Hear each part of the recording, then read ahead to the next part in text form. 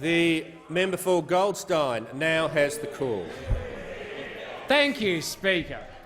Speaker, my question is to the Minister for Home Affairs. Will the Minister please outline to the House how the Morrison Government is working to combat foreign interference and espionage, and what is being done to protect our nation and our sovereignty as a nation? The Minister for Home Affairs.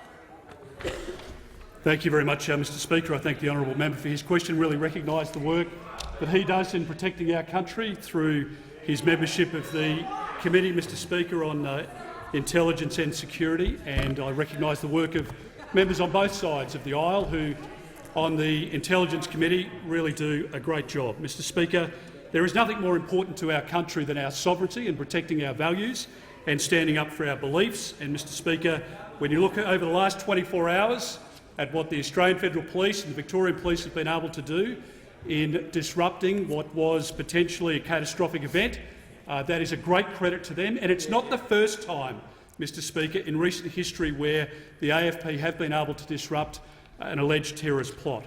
We are still under threat. We've, of course, gone through a very unusual period. We're still in it in relation to the virus. But that doesn't mean that terrorists have gone away.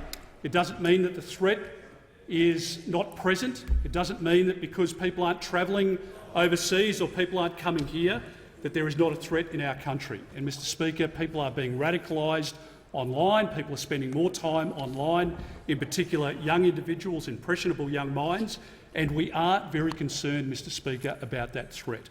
So when ASIO steps up and protects our country and our sovereignty and our values in relation to these matters of terrorism, we give them a great deal of credit. But there's another side of ASIO's work, and that is to make sure that they can counter the foreign interference that is present in this country, has been for decades, will be, Mr Speaker, whilst ever there are people that want to gather intelligence, understand what we're doing in relation to protecting and defending our country, national security secrets, all of that which goes into protecting our assets both here and internationally, our people, the efforts of the Defence Force, etc. And so the Director-General, Mr Speaker, in a speech last night, has obviously provided some detail to the public about concerns that he's had for a long period of time and action that has been taken. And I'm proud to say that we have invested more money into ASIO over the course of the last 12 months and indeed over the period of this government than any time in its 7-decade history. ASIO has a 70-year history in this country. We should all be incredibly proud of the work that they do, much of which is not publicly disclosed.